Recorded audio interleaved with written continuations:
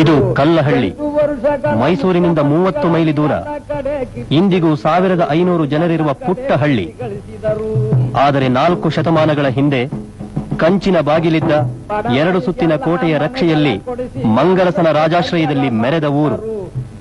ಆಳುವ ಅರಸು ಮಾತ್ರವಲ್ಲ, ಪ್ರಸಿದ್ಧ ಕನ್ನಡ ಕವಿಯೂ ಸಾಟಿಯಿಲ್ಲದ ಕುಸ್ತಿಪಟುವೂ ಆಗಿದ್ದ 3ನೆಯ ಮಂಗಲಸನ ವಂಶಸ್ಥರು ದೇವರಾಜ ಅರಸರು. ಕಲ್ಲಹಳ್ಳಿಯ ಮುಖಂಡತ್ವದಿಂದ ಕರ್ನಾಟಕದ ಮುತ್ಸದ್ದಿಯಾದ ಅರಸು ಎಂದಿಗೂ ಜನರ ಜೊತೆಗೆ.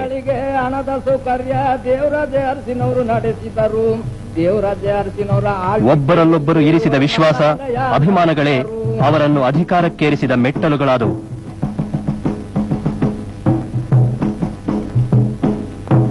ದೇವರಾಜ ಅರಸಿನವರ ಆಳ್ವಿಕೆಯಲ್ಲಿ ವರುಣ ನಾಲೆಯ ನಡೆಸಿದರು.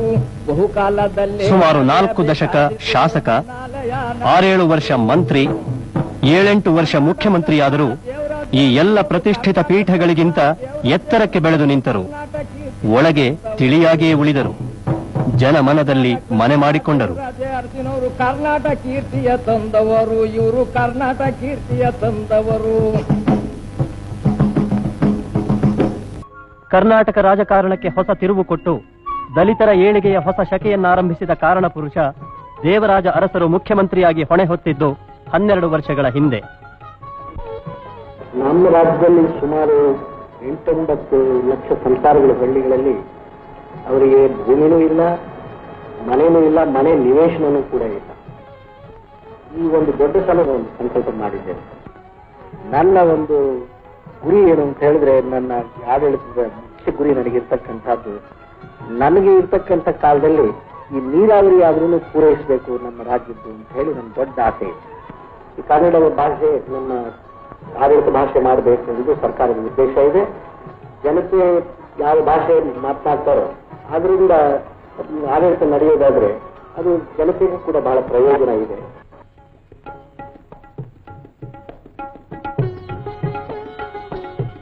ಆಡಳಿತಾವಧಿಯ ಆರಂಭದಲ್ಲೇ ಸಮಸ್ಯೆಗಳ ಸವಾಲು.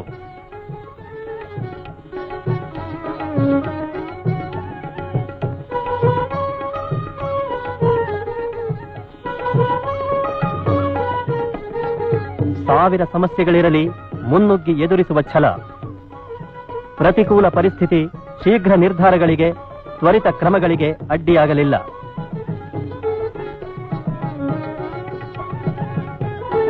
ಹಿಂದೆಂದೂ ಕಂಡರಿಯದಂತಹ ಅಭಾವ ಪರಿಸ್ಥಿತಿ ರಾಜ್ಯದಲ್ಲಿ. ಹಿಂದೆಂದೂ ಇಲ್ಲದಷ್ಟು ಅಗಾಧ ಪ್ರಮಾಣದಲ್ಲಿ ಪರಿಹಾರ.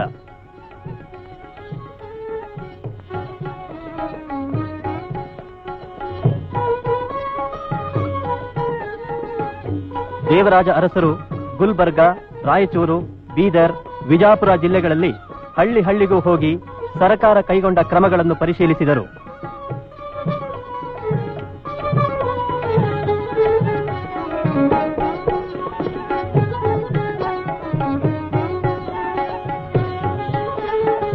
ಉದ್ಯೋಗಾವಕಾಶ, ಆಹಾರ ಪೂರೈಕೆ, ಬಟ್ಟೆ ಹಂಚಿಕೆ, ಹೀಗೆ ಹಲವು 10 ವ್ಯಾಪಕ ಕ್ರಮಗಳನ್ನು ಕೈಗೊಳ್ಳಲಾಗಿತ್ತು.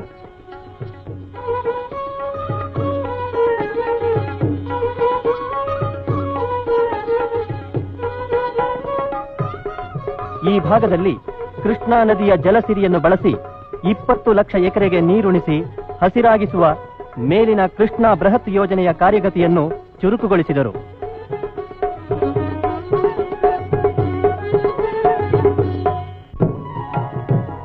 ಅಂತೆಯೇ ವರನದಿ ಕಾವೇರಿ ನೀರಿನ ಬಳಕೆ, ಬಹುಕಾಲದಿಂದ ಇತ್ಯರ್ಥವಾಗದೇ ಉಳಿದಿದ್ದ ಕೃಷ್ಣರಾಜಸಾಗರದ ಬಲದಂಡೆಯ ವರುಣಾ ಕಾಲುವೆಯ ಕಾರ್ಯಾರಂಭದ ದಿಟ್ಟ ನಿರ್ಧಾರ,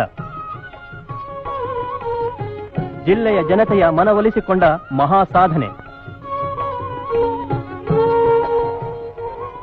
ಬಡವರದ್ದೇ ಸದಾ ಚಿಂತೆ, ಎಲ್ಲರಿಗೂ ಸ್ವಂತ ಮನೆ ಹೊಂದಿರಬೇಕು ಎಂಬ ಆಸೆ, ಎಲ್ಲ ಕಡೆ ಉಚಿತ ನಿವೇಶನಗಳ ಹಂಚಿಕೆ, ಜನತಾ ಮನೆಗಳ ನಿರ್ಮಾಣ.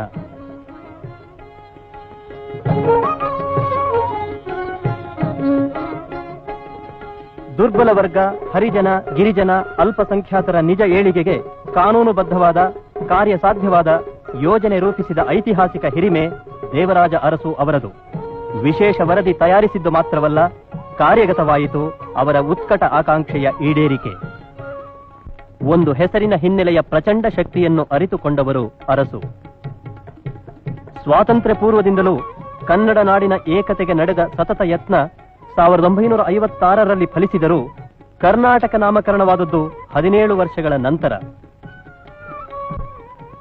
ಇದು ಸ್ವಾತಂತ್ರ್ಯದ ಹೋರಾಟದ ಜೊತೆಯಲ್ಲೇ ಇದಕ್ಕೂ ಹೋರಾಟ ಮಾಡಿಕೊಂಡೇ ಬಂದಿದ್ದಾರೆ ನಮ್ಮ ಕರ್ನಾಟಕದ ಜನ. ಆ ಕಾರಣದಿಂದ ನಾನು ಕೂಡ ಇದು ಯೋಗ್ಯವಾಗಿ ಎಲ್ಲರ ಜನರ ಆಶೋತ್ತರ ಈಡೇರಿಸಬೇಕಾದ ಸರ್ಕಾರದ ಧರ್ಮ ಅಂತೇಳಿ ನಾನು ಮಾತು ಕೊಟ್ಟಂತೆ ನಡೆಸಿದ್ದೇನೆ. ಈಗ ಈ ಮುಂದೆ ಬರ್ತಕ್ಕಂಥ ನಮ್ಮ ರಾಜ್ಯೋತ್ಸವ ಏನಿದೆ, ಈ ಕಾಲಕ್ಕೆ ನಮ್ಮ ಈ ಜನತೆ ಆಸೆ ಪೂರ್ಣವಾಗಿ ಈಡೇರುತ್ತೆ ಅಂತ ಹೇಳಿ ನನ್ನ ನಂಬಿಕೆ ಇದೆ. ಯಾಕೆಂದ್ರೆ ನಮ್ಮ ಕನ್ನಡ ರಾಜ್ಯೋತ್ಸವವನ್ನ ಕರ್ನಾಟಕ ಹೆಸರಿನಿಂದ ನಾವು ನಡೆಸಬೇಕು ಅಂತ ಹೇಳಿ ಕಾಲ ಮಾಗಿತು, ಅಭಿಪ್ರಾಯ ಭೇದ ಕರಗಿತು. ಕರ್ನಾಟಕ ಎಂಬ ಹೆಸರು ಜನತೆಯ ಆಸೆ ಆಕಾಂಕ್ಷೆಗಳ ಪ್ರತೀಕ, ಭಾವಬಂಧನದ ಸಂಕೇತ ಎಂದರು. ಭಾರತ ಸ್ವಾತಂತ್ರ್ಯದ ಬೆಳ್ಳಿ ಹಬ್ಬದಂದು ರಾಜ್ಯ ವಿಧಾನಮಂಡಲದ ಅಪೂರ್ವ ಅಧಿವೇಶನ, ಮಧ್ಯರಾತ್ರಿಯಲ್ಲಿ ಭಾರತ ಸ್ವತಂತ್ರವಾದ ಪವಿತ್ರ ಮುಹೂರ್ತದಲ್ಲಿ.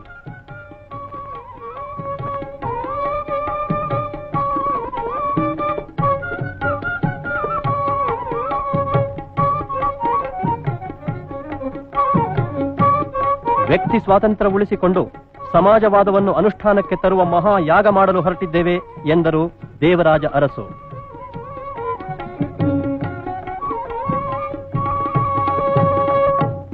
ಸಂಸ್ಕೃತಿ, ಸಾಹಿತ್ಯ ಮತ್ತಿತರ ಕಲಾ ಪ್ರಕಾರಗಳಲ್ಲಿ ತೀವ್ರ ಆಸಕ್ತಿ ಎಂತಲೇ ಚಿಂತನಶೀಲರೊಂದಿಗೆ, ಕಲಾವಿದರೊಂದಿಗೆ ವಿಚಾರ ವಿನಿಮಯ ಮಾಡಬೇಕೆನ್ನುವ ಹಂಬಲ.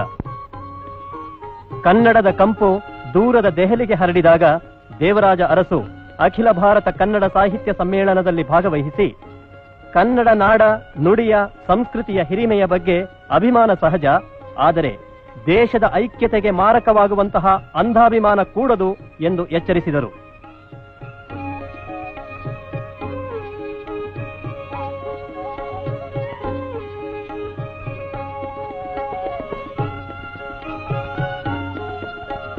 ವಿವಿಧ ರಾಜ್ಯ ಭಾಷೆಗಳ ಉತ್ತಮ ಕೃತಿಗಳು ಇತರ ಭಾಷೆಗಳನ್ನಾಡುವವರಿಗೆ ಲಭ್ಯವಾದರೆ ಭಾಷೆಯೂ ಶ್ರೀಮಂತವಾಗುತ್ತದೆ, ನಾಡೂ ನೆಮ್ಮದಿಯಾಗುತ್ತದೆ ಎಂದರು.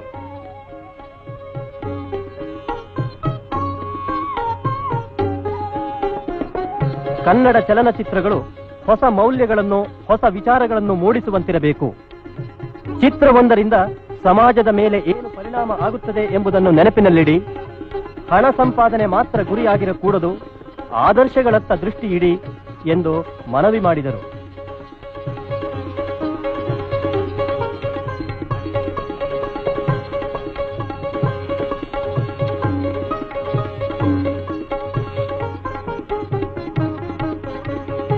ನಾಡಿನ ಶ್ರೇಯಸ್ಸಿಗಾಗಿ ಅರಸು ಅವರ ಪರಿಶ್ರಮ ಅಪಾರ. ಅಂತೆಯೇ ಪಡೆದುಕೊಂಡ ಜನಪ್ರಿಯತೆ ಅಸಾಮಾನ್ಯ. ಜನತೆಯ ವಿಶ್ವಾಸದ ಪ್ರತೀಕವಾಗಿ ನೆಚ್ಚಿನ ನಾಯಕನಿಗೆ ಆತ್ಮೀಯ ಸನ್ಮಾನ ಮೈಸೂರಿನಲ್ಲಿ.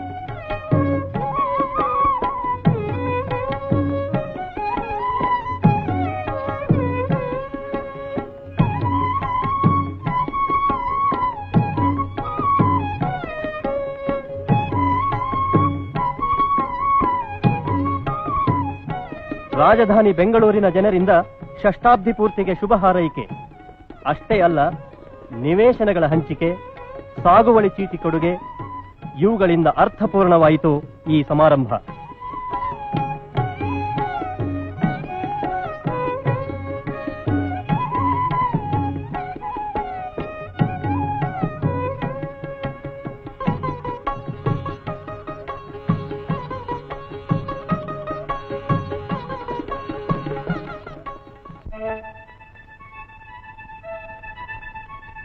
ಜೀವನದ ಎಲ್ಲ ಕ್ಷೇತ್ರಗಳಲ್ಲೂ ಸಮಾನ ಆಸಕ್ತಿ.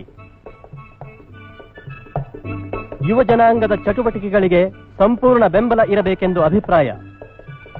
ರಣಜಿ ಪ್ರಶಸ್ತಿ ವಿಜೇತ ಕರ್ನಾಟಕ ಕ್ರಿಕೆಟ್ ಟೀಮಿನ ವಿಶ್ವವಿಖ್ಯಾತ ಆಟಗಾರರೊಂದಿಗೆ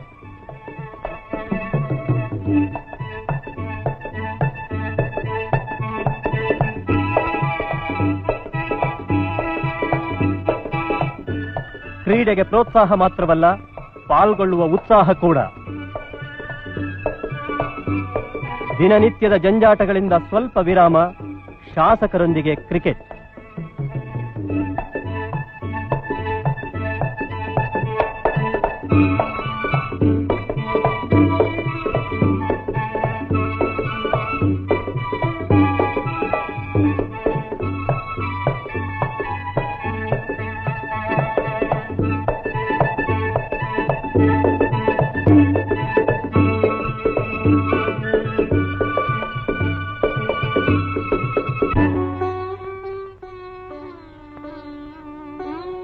ರಾಜಕೀಯ ರಂಗದ ಏಳು ಬೀಳುಗಳ ಲೆಕ್ಕಿಸದೆ ಮುನ್ನಡೆದ ಧೀಮಂತ ನಾಯಕನ 5 ದಶಕಗಳಿಗೂ ಮೀರಿದ ಬಿಡುವಿಲ್ಲದ ದುಡಿಮೆಗೆ ಕೊನೆ. 1982 ಜೂನ್ 6 ಸಂಜೆ ಬೆಂಗಳೂರಿನಲ್ಲಿ.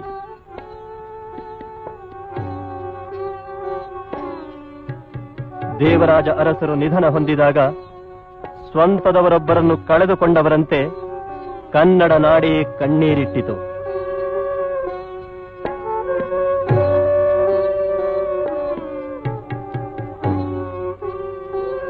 ಲಕ್ಷಾಂತರ ಜನರಿಂದ ಅಂತಿಮ ದರ್ಶನ, ಮನಮಿಡಿಯುವ ಅಂತಿಮ ಯಾತ್ರೆ.